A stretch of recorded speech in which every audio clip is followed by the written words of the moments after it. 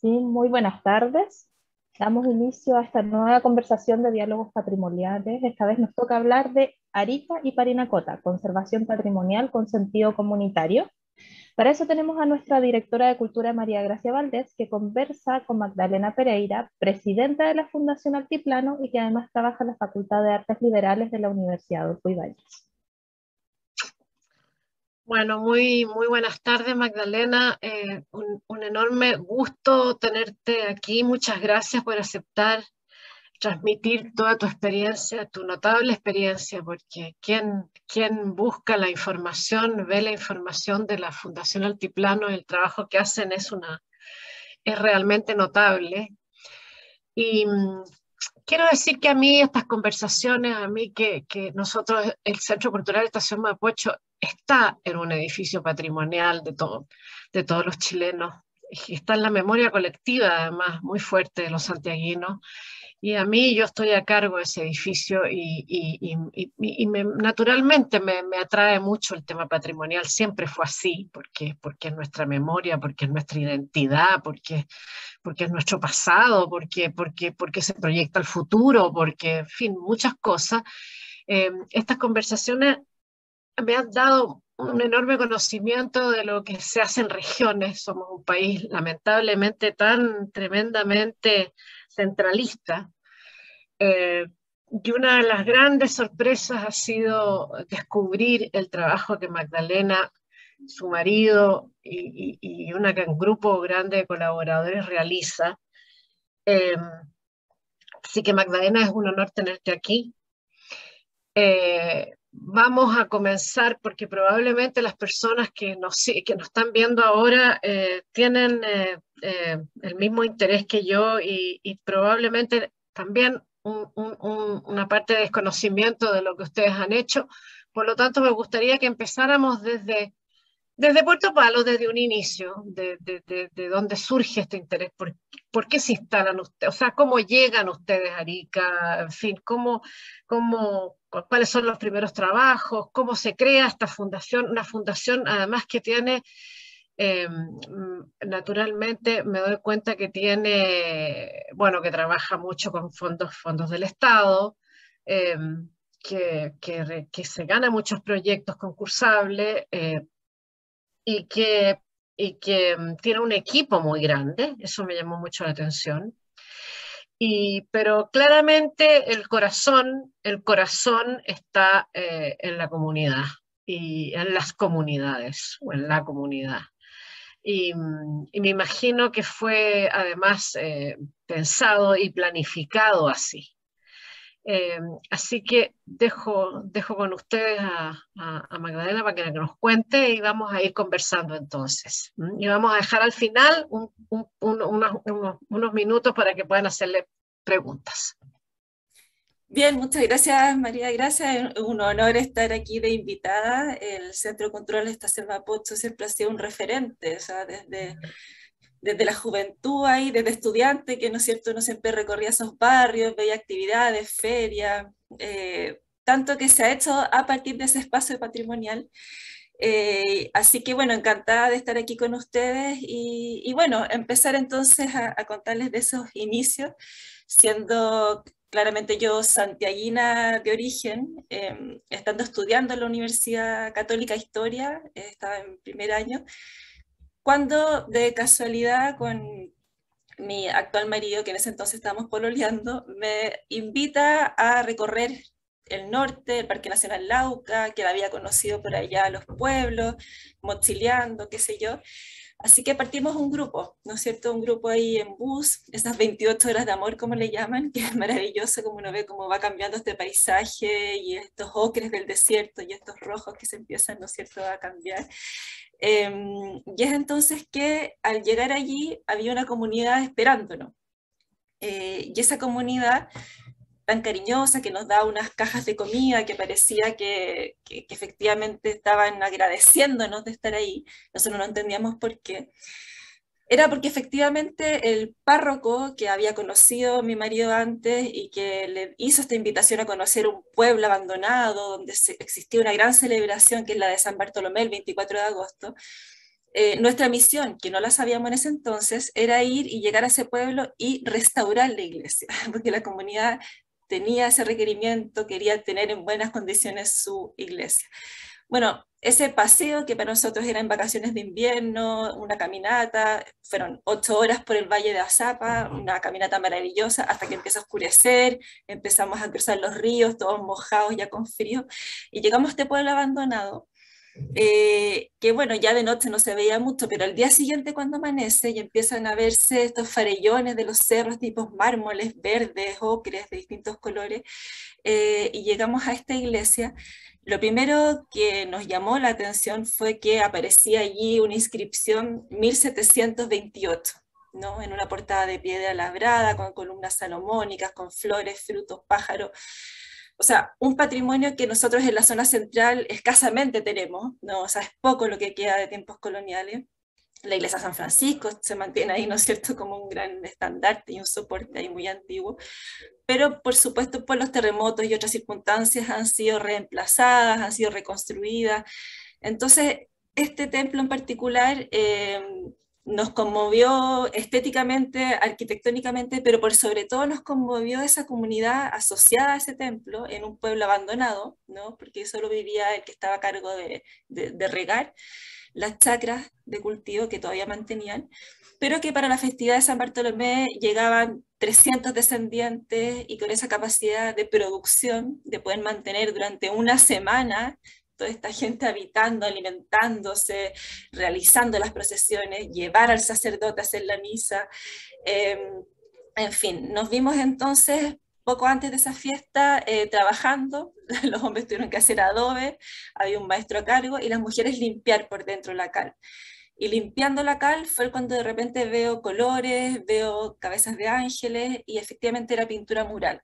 Entonces la primera reflexión fue cómo en manos de jóvenes de 18, 19 años está esta intervención de un patrimonio tan relevante, tan antiguo, tan desconocido, ¿no es cierto? Aquí hay que hacer algo, o sea, no podemos quedarnos indiferentes frente a este hallazgo. O sea, yo creo que a todos nos ha pasado en la vida que nos tocan esas circunstancias de un antes, un después, oportunidades que se dan, que las tomas o no las tomas, que te subes al carro o no, pero allí sentimos una gran responsabilidad. Es entonces que luego al regresar decidí hacer mi tesis de licenciatura con Isabel Cruz, ¿no es cierto?, que en ese momento estaba en la universidad dictando el seminario de Historia del Arte. Lo hice sobre las iglesias como eje central de la vida comunitaria aymara, empecé a hacer inventario, no dejé de ir todos los veranos, inviernos y qué sé yo. Empecé a conocer fabriqueros, mayordomos, y allí entonces nos empezamos a involucrar estos jóvenes que fuimos en ese entonces y decidimos armar una fundación de manera romántica, irresponsable probablemente, de manera sobre todo de querer contribuir. Ninguno estaba titulado, había algunos que estaban estudiando leyes, otros arquitectura, yo historia, hasta literatura, etc. Y cuando mandamos los estatutos del Ministerio de Justicia, pasaron unos 3 años hasta que tuviéramos entonces la personalidad jurídica del año 2002, y es ahí cuando con mi marido decidimos, bueno, vamos a instalarnos a la región a vivir y saquemos adelante la fundación. Y ahí fueron los primeros chascarros, la primera realidad de encontrarse con una región bastante desatendida, una región extrema, como se le llama, que finalmente uno no sabe qué es lo que es más extremo, si están aquí en la zona central, tan lejos de este ámbito surandino al cual pertenecemos y que desconocemos, que no nos integramos, o estar dentro, ¿no es cierto?, de esta curva de América y dentro de ese ámbito que compartimos con Perú, con Bolivia, que es riquísimo en tradiciones, en cultura y en patrimonio. Y en fin, y ahí tocando puertas, tratamos de conseguir los primeros recursos, lo que era muy difícil. Habían algunas avícolas que nos colaboraron con algunos pesos, teníamos que conseguir maestros para restaurar. Entonces, lo primero fue eso, o sea, ¿qué pasa con las donaciones privadas en esa zona? Dificilísimo. Si no estás en la zona minera, muy difícilmente vas a encontrar entonces recursos y financiamiento.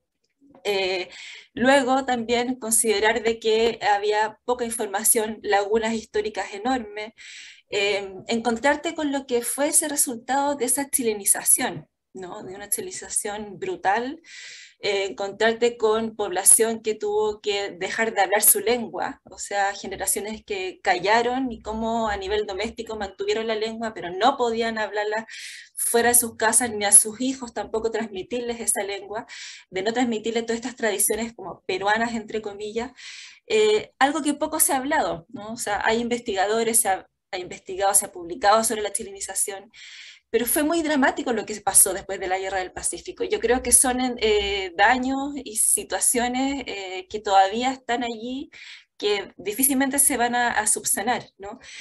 En fin, Y, vimos... y tú piensas que, bueno, yo me ha tocado conocer mucho el norte por razones familiares, básicamente Iquique y la zona de Tarapacá, y hay algo que tú hablas ahí de, claro, de que ustedes llegaron por, digamos, lo primero que los convocó a ustedes fue la iglesia. Es notable como es muy notable la religiosidad que existe todavía en el norte de Chile. Y es por eso que las iglesias tienen tanta importancia. Realmente uno siente una espiritualidad que no siente en otras regiones de Chile, por cierto, ¿no? Entonces, claro, y ustedes han restaurado varias iglesias, ¿no? Y la otra pregunta es, esto que estás hablando, que todavía falta a que han perdido de alguna manera su identidad, lo que estás diciendo, ¿no? Sus hábitos, sus costumbres, sus tradiciones. La fundación y el trabajo que ustedes han hecho, ¿sientes tú que ha colaborado en esto? La verdad es que paradójicamente no es que la hayan perdido, sino que está la perseverancia y está la fortaleza de sus raíces y su identidad que la han sabido mantener a pesar de la invasión incásica, a pesar de la conquista española, a pesar de la chilenización, o sea, a pesar de han logrado mantener sus simbolismos, sus rituales y esa religiosidad que tú comentas, ¿no? Que es tan llama la atención, que es distinta a lo que a los católicos que acostumbran aquí, al menos en lo que son las ceremonias, te encuentras allá con esas celebraciones que son al aire libre, procesiones, incluso mucho colorido, bailes religiosos, y esa religiosidad es la que hoy en día incluso, bueno, varios investigadores también denominan como el cristianismo andino o la indigenización del cristianismo. O sea, eso ya llegó a ser una forma de religiosidad que se escapó, ¿no? De alguna manera de lo que originalmente se quería hacer dentro de esa doctrina y esas primeras misiones católicas en esa zona. Se enriqueció con toda esta cultura, que además la mantienen en sus construcciones, los sistemas constructivos de los templos. Vemos sistemas constructivos que tienen su origen en tiempos prehispánicos. Ellos construían en tierra también, ¿no? Construían en piedra. Sus techumbres también utilizaban la paja itzu, que se llama, que es la paja brava del altiplano. Entonces, mucho se llama de sincretismos o convivencias o intercambios o transferencias, ¿no es cierto?, culturales o materiales que se ven aplicadas entonces en las viviendas y en las iglesias. Pero es en las iglesias en donde uno ve como esa punta de un iceberg, ¿no? Que al empezar a sacar el polvo, que a veces sí está muy deteriorada, uno se empieza a brillar esa lámpara de Aladino donde empieza a surgir toda esa memoria cultural, ¿no? Recordemos también que la cultura aymara no tenía escritura, sus sistemas de comunicación eran los quipu, el arte rupestre era de manera visual, ¿no? Entonces, justamente esas memorias luego en las mismas imágenes de pinturas murales, en santo o en las mismas materialidades se van registrando esas memorias históricas de las comunidades. Entonces es un universo muy grande que a partir del templo, ¿no?, se abre como un libro abierto para poder entender y acercarnos a lo que es esa cultura andina que tan poco sabemos. Uh-huh. Veo, además bueno, como parte de la fundación y como te decía, que se ve que es una fundación potente en términos de muchas personas. Eh, Veo que también hay, bueno, obviamente como hay una labor de difusión también, hay seminarios, hay talleres, hay cursos, hay encuentros y hay otras actividades que naturalmente se derivan de esto y como son todas las fiestas que tú hablas, ¿no? Las fiestas populares. Me imagino, yo sé que no es fácil encontrar en Chile, o no era fácil encontrar en Chile, especialistas en restauración. Veo que obviamente ahí en el trabajo que ustedes hacen, ustedes han formado personas. No sé si esas personas forman parte de la comunidad o vinieron a vivir para trabajar en lo que ustedes hacen. Y me imagino que hay bastante, en Perú hay muy buenos artesanos, que creo que están formando parte de la fundación también, ¿no? Claro, nosotros lo que hicimos desde un comienzo en realidad fue peregrinar mirar hacia el norte, hacia el oriente, fuimos hacia La Paz, fuimos a hablar varias veces con señora Teresa Ginsberg, que tanto hicieron en los años 50, fuimos al Perú, a Lima, a hablar con don Julio Vargas, ¿no? Un ingeniero estructural en tierra que es capísimo. Tuvimos que ir a buscar justamente dentro de esta misma esfera geográfica quiénes eran los que sabían y cómo había que restaurar. Cuando nosotros estábamos empezando en las restauraciones del 2002-2003, se estaban licitando para Tarapacá o para otras regiones restauraciones que básicamente para cumplir con la norma chilena, o sea, una norma que prácticamente era prohibir el adobe, ¿no? O sea, el ingeniero chileno lo que hizo fue, bueno, el adobe se cae, no tiene resistencia, entonces no se aceptan, ¿no es cierto?, más obras que sean construidas en este material, y no investigamos, ¿no? Como en todo, así, sacamos cobre, vivimos del cobre, no investigamos sobre las alternativas, sobre el grafeno u otro. En Chile nos dedicamos de alguna manera a generar, parece, estos autogoles, ¿no es cierto?, de conformarnos con no invertir en en lo necesario. Entonces, bueno, al mirar entonces al Perú y al mirar a Bolivia, lo primero fue conseguirnos maestros adoberos, ¿no? O sea, maestros de Puno, que practicaban todavía, que esa autoconstrucción en Perú es vigente. Entonces, don Julio Vargas, ¿no?, con su equipo en la Católica de Lima, lo que llevaban 30 años haciendo era con mesas vibratorias probar estructuras en tierra, de adobe, quincha u otro, y qué manera podían reforzarlas para que justamente con los sismos no cayeran y murieran personas que lo iban a hacer porque esa autoconstrucción existía, o sea, es asumir la realidad, ¿no es cierto?, del país y ver soluciones. Y él entonces nos capacitó, estuvo en Arica, y lo primero que aplicamos en estas restauraciones fue la geomalla, que es un geotextil que se utiliza para contener grandes cantidades de tierra, ¿no?, que tú envuelves los muros y permites entonces que, claro, que igual el adobe se va a romper, se va a trizar, no se va a caer en la cabeza de la persona que está adentro, pero tú después puedes calzar y reemplazar esas piezas así como un puzzle, ¿no? Esa es la gracia también del adobe. Y por otra parte también fuimos de la mano con él, siguiendo sus investigaciones y aplicar lo que son las sogas, ¿no?, que son otro sistema con cuerdas tipo mallas para ir también vinculando los muros y permitir que bailen juntos en los terremotos y que no se provoquen, ¿no es cierto?, esas rupturas y grietas pasantes que terminan desmoronándose en estas construcciones. Entonces, de la mano de don Julio Vargas, de la señora Teresa Ginsberg, del padre Gabriel acá en Chile, que participaba, ¿no es cierto?, claro, mucho de esta, él estuvo en Cusco, las escuelas taller que se hicieron allá, y de esas escuelas taller, que nosotros además aprendimos en Arequipa, como desde los años 80 la Agencia de Cooperación Española envió grupos a Arequipa justamente en estos países que estaban, entre comillas, subdesarrollados, veían en el patrimonio una manera de poder generar desarrollo. Qué curioso, porque también el Centro Cultural Estación Mapocho tuvo una escuela taller que fue la que hizo el Parque de los Reyes, que fue también con financiamiento y con capacitación española. Así se creó el Parque de los Reyes, digamos, con oficios que están prácticamente perdidos, ¿no? Que estaban perdidos, todo lo que era el trabajo del fierro, la cantería, en fin. Exacto. Así que... bueno. Sí, y esas escuelas talleres, nosotros fuimos a conocer el trabajo in situ, fuimos a ver también qué pasaba después, porque qué pasa cuando se va la agencia y quedan los gobiernos locales a cargo, ¿no? Cómo evitar ese paternalismo, obviamente, que puede quedar instalado.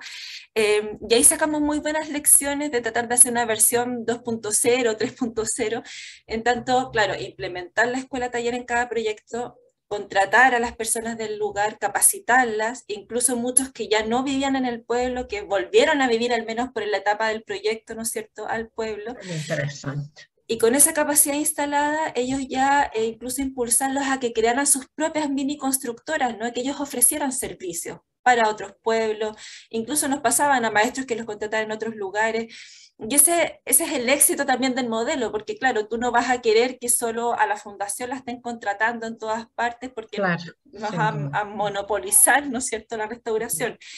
¿Qué pasa ahí entonces? Que el tema del financiamiento, que ahí es un tema relevante. Nosotros hasta el año 2008 estuvimos haciendo malabares, consiguiendo pitching tunes con alguna empresa para ganar a los maestros, había muchos voluntarios, o sea, yo trabajaba en otra cosa, Cristian también, cada uno se las arreglaba como podía, el arquitecto hacía planimetrías, pero vimos que en Chiloé, que aprendimos mucho en la empresa, que era director ejecutivo de la Fundación Amigos de Chiloé en ese entonces. ¿Qué nos comentaron de este programa Puesta en Valor del Patrimonio? ¿No? Este crédito que dio el BID para primero la región de los lagos, para justamente desarrollar a través del turismo y justamente a través de la restauración de las iglesias de Chiloé, fomentar ese desarrollo rural. Nos avisaron que ese crédito iba a llegar a todas las regiones, ¿no? Y dentro de ese crédito había un apartado que decía, allí en las regiones donde las capacidades estén instaladas, donde haya instituciones que tengan los equipos que puedan asumir estos desafíos de restauración, déjese de licitar y de traer en el fondo desde otras regiones especialistas, que ese es un gran tema también, o sea, ya ninguna región quiere recibir más empresas de otros lugares, consultoras de otros espacios, eso ya no es aceptable, o sea, ya me ha tocado ver en reuniones cómo echan a gente que viene de otras partes a hacer el trabajo, ¿no? Entonces, nosotros apelamos en ese apartado a que teníamos esta fundación, que teníamos maestros locales, arquitectos colaboradores locales, los especialistas que no estaban en la región los traíamos de Perú, de Bolivia, y la primera subvención que nos dieron fue porque presentamos un plan. Y dijimos, miren, acá hay más de 80 templos, entre capillas, oratorios, iglesias mayores, podemos acotarlos a 32, en Chiloé eran 16, Patrimonio de la Humanidad, sabemos que son cerca de 50 o más, ¿no? Pero si tú no acotas el rango a intervenir, se hace bastante inviable. Y ese plan que armamos fue lo que pedimos financiar para primero profesionalizar, ¿no es cierto?, los expedientes, pagarle a los profesionales, y ellos estuvieron de acuerdo porque nuestro mayor problema justamente era que teníamos muchos voluntarios, o sea, como retienes un equipo si funcionas a puros voluntarios. Entonces, con ese primer financiamiento del programa Puesta en Valor del Patrimonio, comenzamos a trabajar con el gobierno regional de Arica Parinacota y por proyecto empezamos a ver de acuerdo a las emergencias, ¿no? Primero la zona de Camarones, Chitita, Esquiña y otras iglesias que estaban muy dañadas por los sismos. Fuimos allí interviniendo en Socoroma, que la querían demoler también. Y así fuimos cruzando criterios para ir trabajando según la emergencia de cada templo. Ahora, la gran pregunta también es, bueno, qué bonito es trabajar en comunidad, siempre me dicen qué bonito lo que hacen, ¿no? Sí. Pero, como todos saben, todos los pueblos chicos, todas las comunidades siempre están enfrentadas, tienen fracciones, tienen litigios ancestrales, centenarios, hay intereses de por medio. Entonces, nosotros en nuestro trabajo, al comienzo, lo que fue muy importante fue que tuvimos la confianza primero de quienes estaban alrededor como mayordomos, fabriqueros, custodiando estas iglesias, que era su responsabilidad legar a sus descendientes el templo en buen estado, porque eso es algo que se hereda y se transmite, y tú no puedes dejar de transmitir esa herencia cultural a tus nietos, ¿no? Que eso es algo que nosotros quizás no lo tenemos tan internalizado en nuestra cultura más occidental. Y es entonces que cuando comenzamos a trabajar con estos pequeños grupos y ya el problema fue cuando vienen recursos públicos de los gobiernos regionales, ahí ya empiezan también a haber problemas y facciones y el dirigente político y quien quiera aportillar el gobierno que del momento. Nosotros empezamos a trabajar el año 2009, claro, sí, con estos recursos y hemos logrado traspasar por los gobiernos, pero no exentos de zancadillas, cuestionamientos, de que si estamos con estas subvenciones haciendo algún tipo también de proselitismo.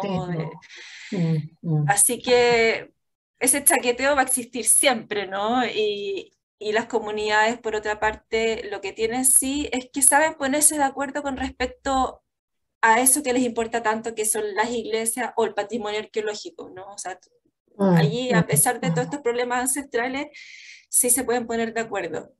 Pero siempre nos dicen algunas constructoras como nosotros cerramos perímetro y trabajamos y nadie se mete. Ahora, ¿qué pasa cuando tú abres ese perímetro y están todos mirando lo que estás haciendo?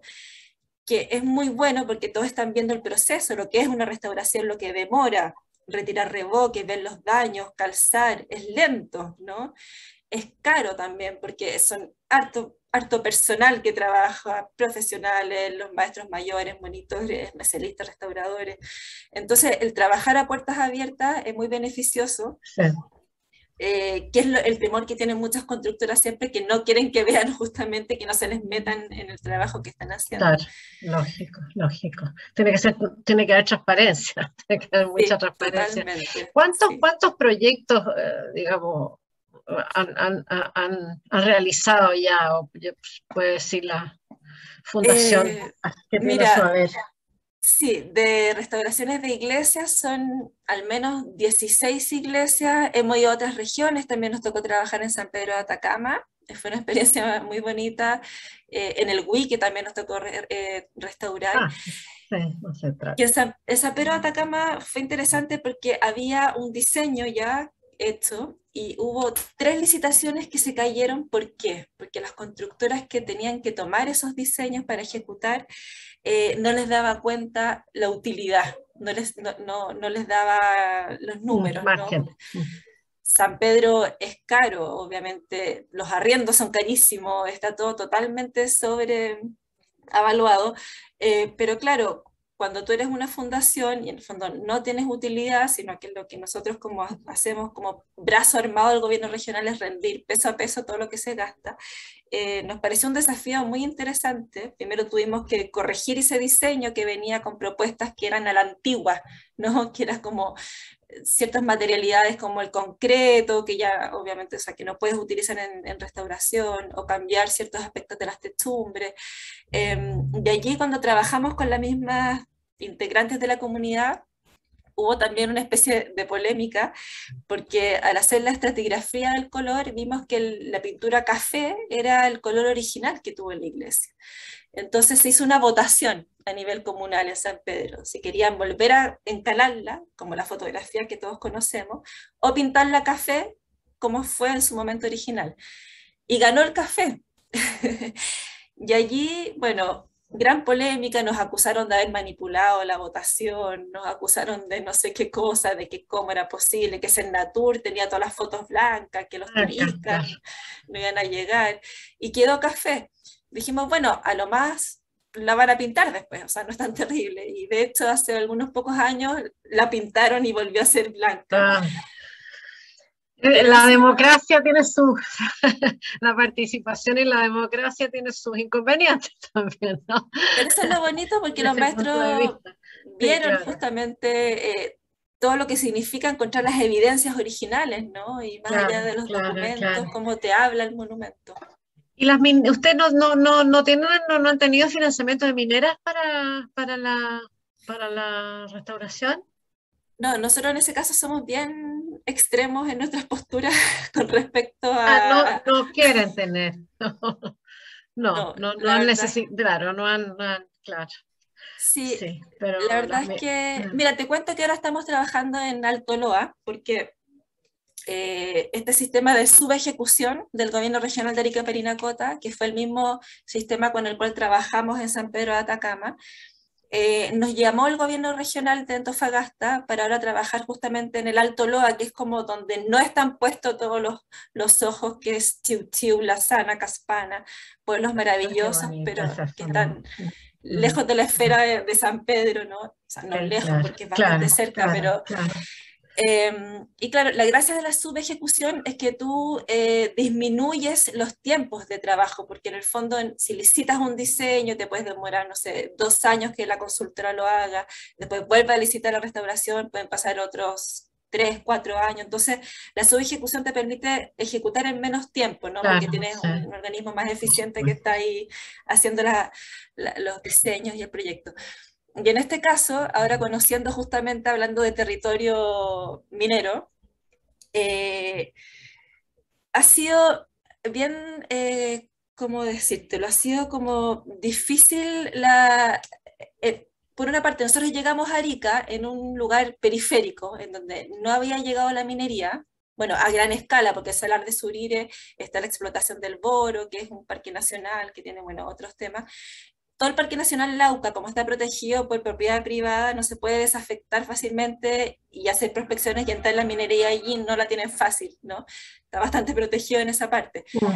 Y en esta zona del Alto, ¿no es cierto?, de Atacama, que podríamos decir que ya donde intervino demasiado el Estado, donde ya la minería tiene su zona de sacrificio y donde incluso ya la academia tiene una zona de sacrificio, es triste ver cómo la desconfianza ha calado en las comunidades, cómo ya no quieren saber en definitiva de ningún proyecto porque saben que no les va a llegar de vuelta la información.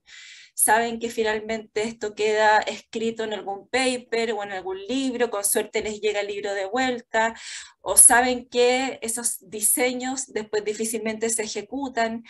Y lo que estamos haciendo en Alto Loa, en estos pueblos, que ha sido muy difícil también, porque entre los 4 pueblos, Aiquina, Caspana, Chiu La Sana, entre ellos mismos tienen sus problemas territoriales, ¿no es cierto?, sus diferencias.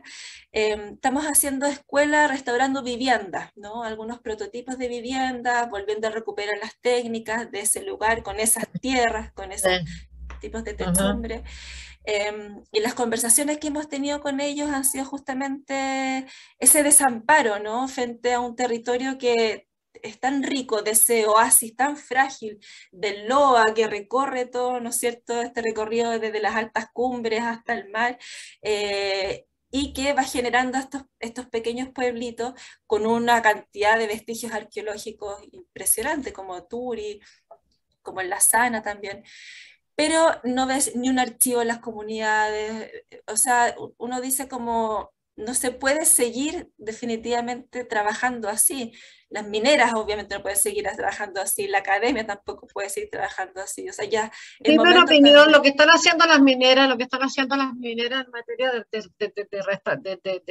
conservación de patrimonio, lo están haciendo, más allá del dinero que ponen, en fin, lo están haciendo bien, lo están haciendo seriamente, con profesionales los que corresponden a tu juicio.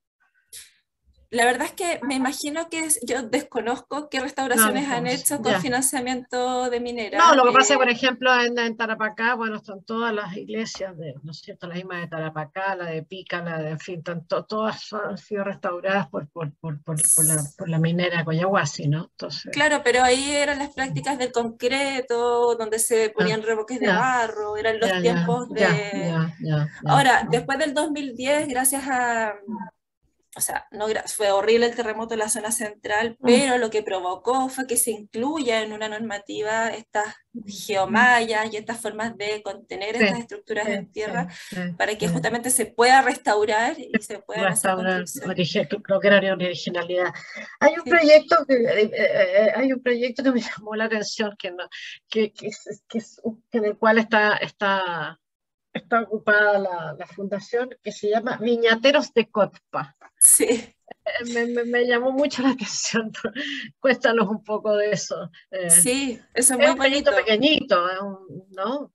Sí, es un proyecto muy bonito que, bueno, en todo lo que es la cuenca del río Vítor, ¿no? Al sur de Arica, está el Valle de Cotpa, un pueblo antiquísimo, fue una doctrina hacia 1660, donde el cacique de hecho tenía residencia ahí, fue un lugar muy importante. Y todavía quedan esas cepas que trajeron, ¿no es cierto?, los españoles, esas cepas que llegaron de Canarias hasta pasaron por los valles de Arequipa. Luego, cuando el Huayna Putina, ¿no es cierto?, este volcán hacia el 1600 hace erupción, caen todas estas cenizas sobre esta producción viñatera original y se trasladan entonces las parras hacia el sur, hacia nuestros valles. Entonces, toda esta cepa chiquitita, ¿no es cierto?, esta uva cepa país que le llamamos, se mantuvo produciendo y de hecho hasta hoy en día están estas parras, cada viñatero tiene sus chacras, ¿no es cierto?, sus viñas, Y el gran comercio se producía para el Santuario de las Peñas, para las festividades religiosas, era muy apreciado, es un vino muy dulce, ¿no? O Se sea, tiene imaginaba, sí, sol sí, durante todo el sí. año, y se utiliza una técnica que era como a la andaluza, donde se pone a secar la uva casi tipo pasa, ¿no? Y luego entonces después se saca el caldo y se hace este vino.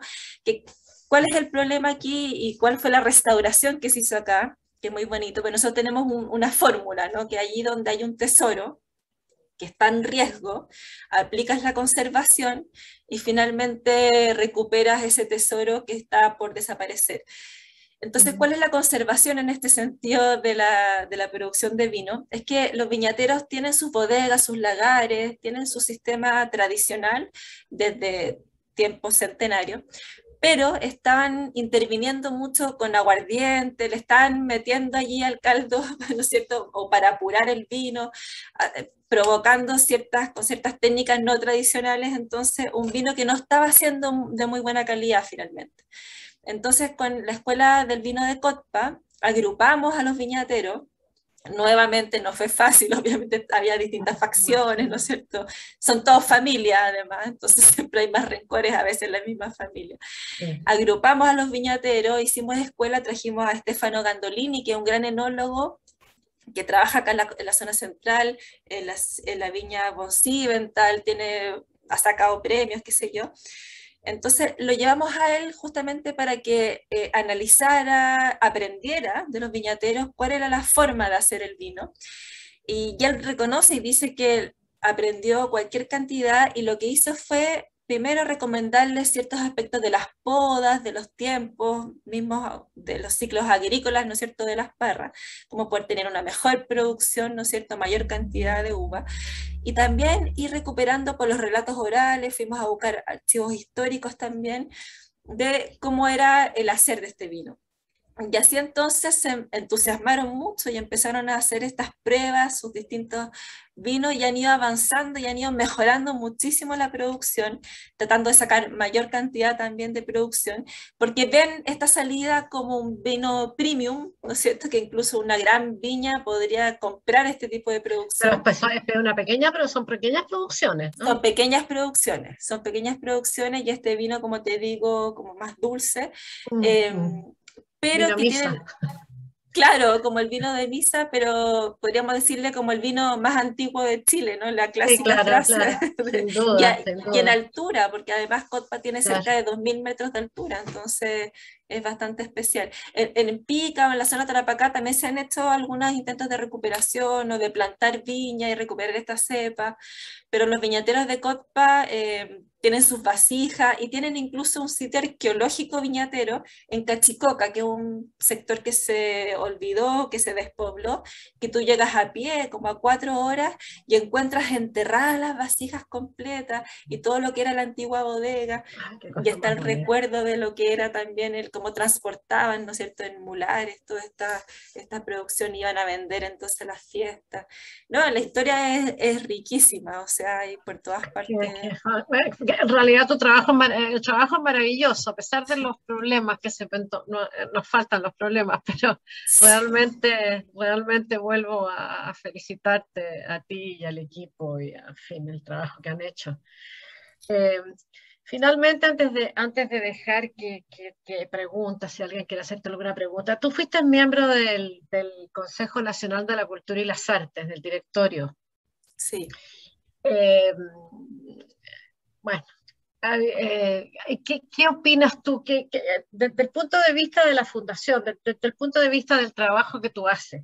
Eh, había más participación, había más apoyo con el consejo o con el ministerio? ¿Cómo ha sido el tránsito al ministerio? O sea, ¿un proyecto como este se siente apoyado por el ministerio? Estoy hablando más bien desde el punto de vista institucional, sí.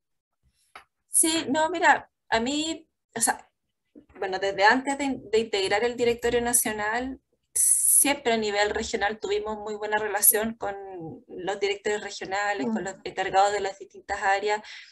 Postulamos a distintos fondar, sobre todo por el Festival de Cine Internacional Arica Sí. Nativa o el Arica Tienes Barroca. dos festivales que son apadrinados o creados por la fundación, ¿no?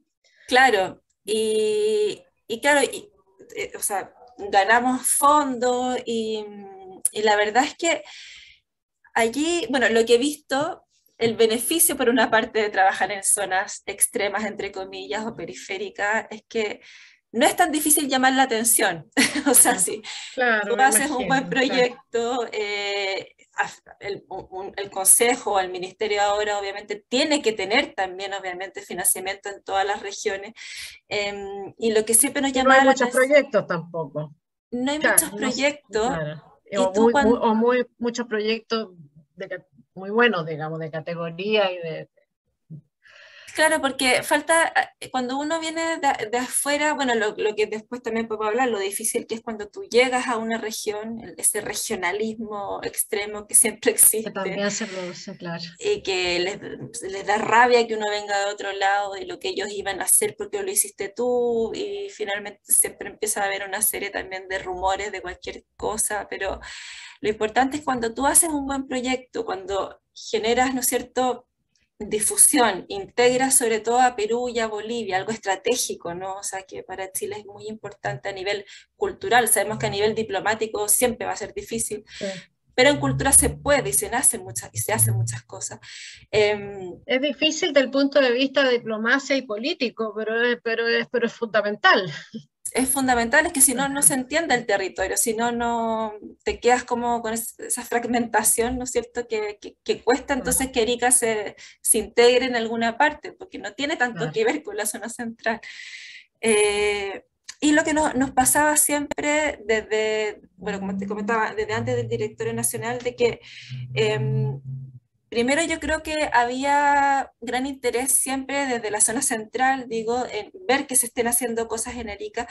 Arica siempre ha sido un lugar de muchos festivales, está el carnaval, eh, hay festival de jazz, Hay hay muchos mucha grupos, sí, de iniciativa, hasta baile, de música, de sí.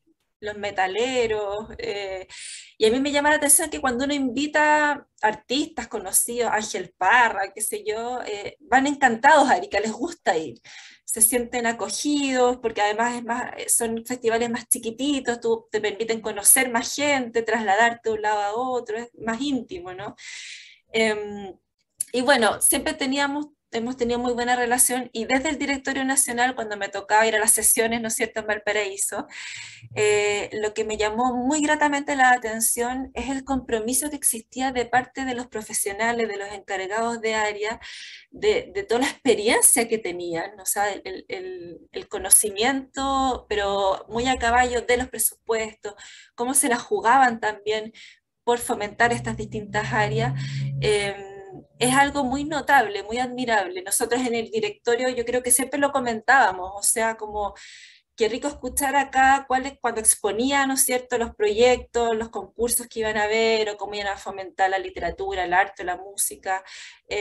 Daba mucho gusto la buena preparación, ¿no?, de cada cual que estaba a cargo. Y por otro lado, cuando nos tocó como esa parte más depresiva de que teníamos que dejar de existir porque se iba ya a formalizar el ministerio. Sí, que los cortaron de la noche a la mañana.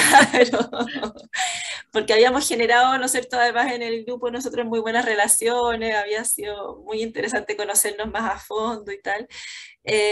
Yo ahora he visto que hemos continuado con una muy buena relación con la subdirección de patrimonio, subdirección de cultura. De hecho, este programa que tenía el Consejo y tiene el Ministerio, como este programa hoy en día se llama como el PAOC, creo que era el programa de otras Sí, el instituciones, PAO, ¿no? sí. Sí. Sí. Esa subvención para ciertos proyectos con trayectoria que nosotros antes del ministerio tuvimos esa subvención para los festivales justamente de Arica Barroca, Arica Nativa, los talleres, incluimos también talleres guagua que se llaman, que son para niños, ¿no es cierto?, para fomentar el audiovisual y la música. Hasta hoy en día hemos mantenido todavía esa subvención, hemos incluso recibido también cuando nos han enviado desde otros festivales o regiones a intercambiar experiencias. Yo sinceramente no he notado, o sea, más que la nostalgia de lo que era haber Ya, sido parte de ya. ese directorio y ese consejo, ahora como ministerio, esa institución que se hace más grande y más pesada, creo que no hemos perdido de alguna manera que nos consideren, al contrario, hemos visto que nos han fomentado también a postular a otros fondos o mirar otras áreas. Sí, porque hay una subsecretaría de patrimonio muy, muy activa. Súper Más activa, bien es sí. mucho más activo el área, diría yo, de patrimonio que el área de creación artística. Pero, sí, es cierto, de patrimonio, sí. Dejo abierto ahora los micrófonos. Luisa, ¿alguien querrá hacer alguna pregunta? Sí, tenemos la opción aquí si alguien quiere hacer preguntas. Podríamos hablar tanto rato más. Está muy entretenido, de verdad. Muy entretenido, muy Sí, entretenido. me parece Además muy que interesante Magdalena la labor. maneja el conocimiento de la región y de todo, pero la punta de los dedos. No veo que nadie levante la mano por acá de los invitados. Yo creo que ya vamos redondeando también en honor al tiempo. Quizá alguna invitación abierta a poder seguir trabajando en estos temas patrimoniales que son muy interesantes. Cuéntanos en qué estás trabajando actualmente. Sí, claro, les cuento. Estamos muy entusiasmados con nuestra escuela. La escuela Sarañani. Sarañani significa caminemos, ¿no? En Aymara, como vamos adelante. Porque a partir de estas escuelas que implementábamos en los proyectos, que claro, terminaba con cada proyecto en cada pueblo, la escuela como que se cerraba y hasta un nuevo proyecto, habilitamos un espacio en Maipú Oriente, ¿no? Que es un barrio que a veces es conflictivo porque hay allí cierto microtráfico, hay sus problemas, ¿no es cierto?, ahí sociales, pero nos conseguimos que el obispado nos donara una casa que tenían allí, para nosotros habilitarla para hacer una escuela permanente, porque mucha gente andina tiene casa en los alrededores, y así nos permitía entonces reforzar esos contenidos o esos aprendizajes en los mismos pueblos. Ahora en Arica, como ustedes saben, el andino sube y baja, o sea, vive las dos partes, ¿no es cierto?, al mismo tiempo, salvo los que son muy, muy adultos mayores que normalmente están permanentemente en el pueblo, pero igual hay bastante movimiento. Y esta escuela Sarañani hemos hecho varios talleres, hicimos un taller, por ejemplo, de artesanías, ¿no? De cómo a partir de los textiles tradicionales, los pompones, cómo a partir de, ¿no es cierto?, de las mismas decoraciones que existen en las festividades del mundo andino, podemos hacer artesanías y tener una salida incluso comercial, ¿no? Artesanas que vean allí patrones para vengan y inspirarse. participen aquí en la Feria de Artesanía de la Universidad Católica, que Por hoy día supuesto. este año va a ser presencial. Exactamente. También en la escuela está para la Arica Nativa, todo lo que es audiovisual, cómo se han hecho talleres para efectos especiales, cómo hacer documentales, registrar tradiciones, costumbres, pequeños tips que hoy en día todos los pastores tienen celular, o sea, es como difícil que alguien no tenga acceso a eso ya. Y esta escuela la estamos fomentando justamente para que tenga esta malla durante el año, que ojalá después tenga una certificación. De hecho, la Católica, estamos en conversaciones para sacar un diplomado en restauración en conjunto, poder hacer parte de esa malla en Santiago, luego en Arica, combinarlo, ir al terreno también. Sí, pero restauración tiene la universidad. ¿Qué universidad? Hay una universidad que tiene restauración, ¿o no? ¿La SEC tenía? ¿La Universidad SEC? Sí, la SEC tenía Historia del Arte, restauración, y la Católica en arte había restauración, pero la cerraban cada ciertos periodos, era como más inestable. Pero lo que nos está motivando harto de esta escuela es que sobre todo las adultas jóvenes de 55 años para arriba, muchas que ya son niños tan grandes, están estudiando, que en el fondo ya ven como, bueno, armemos nuestras cosas, son las mejores alumnas lejos, están inscribiéndose en todo, para tener esta como segundo aire y reinventarse, que es tan importante, ¿no? Aprendiendo aymara, incluso hemos hecho talleres de recuperación, ¿no?, de la lengua con el maestro Ronald Anagua, y cómo también ir registrando los cantos, todo eso que ellos saben que se está perdiendo, o sea, ponernos las pilas y empezar a hacerlo, y sobre todo en lo que es la autogestión, ¿no? O sea, ya no estar dependiendo tanto de los fondos.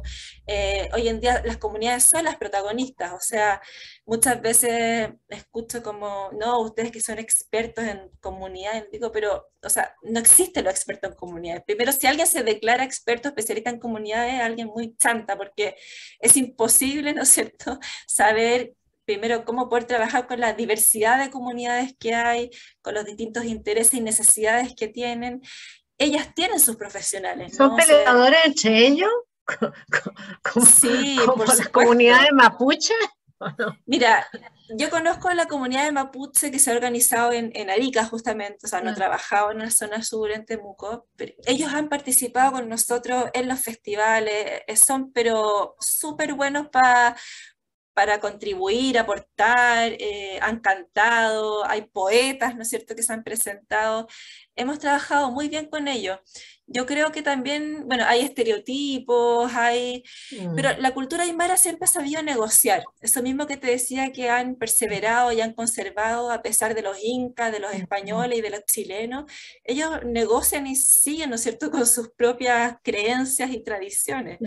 Y esa negociación es lo que Bueno, los ha muy sabios son entonces, y saben negociar. absolutamente sabios, sí. Sí. Bueno, estos son los proyectos en los cuales están empeñados en este momento, ¿no es cierto? Sí, sí, exactamente. Bueno, Magdalena, yo creo que te hemos hecho hablar muchísimo, ha sido muy, muy interesante. Te agradezco mucho tu participación, ha sido muy entretenida, he aprendido mucho, creo que lo que te escuchamos hemos aprendido mucho y bueno, ojalá podamos reencontrarnos en otra conversación con otros temas o más adelante. Y bueno, y felicitaciones de nuevo y me encanta esta definición que tienen ustedes en la página web que dice son un equipo enamorado de la conservación en comunidad. Eso me parece precioso, ¿no? Se nota que están muy enamorados de lo que hacen. Muchas gracias y muy buenas tardes, Magdalena. No, muchas gracias a ti, muchas gracias a ustedes por la invitación y los invito a eso, a enamorarse de la conservación y a visitarnos, ir a Arica, a recorrer, así que todos invitados ahí a... Gana enorme, me dio una gana enorme, sí. Eso, tengo familiares en Iquique, así que voy a estar por allá mira. en un tiempo más. Genial, bueno, me parece.